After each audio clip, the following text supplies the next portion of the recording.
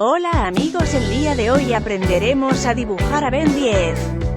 Primero con un lápiz haremos nuestro boceto guía, un círculo con dos líneas cruzadas para la cabeza. Empecemos dibujando los ojos debajo de la línea guía.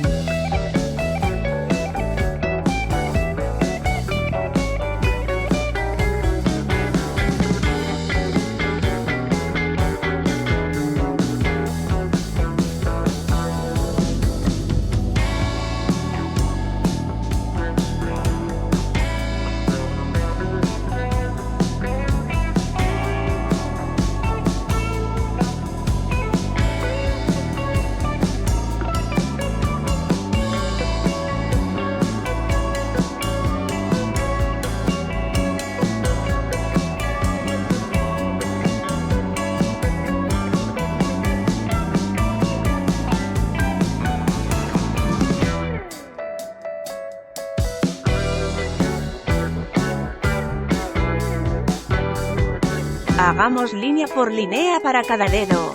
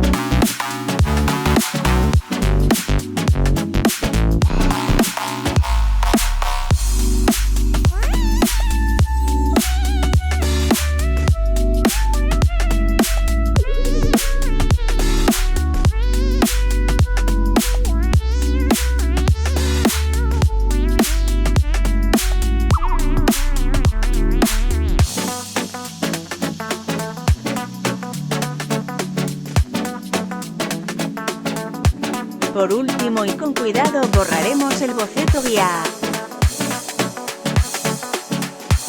Y listo, buen trabajo amigos, hemos terminado de dibujar a Ben 10. Ahora comencemos a pintarlo.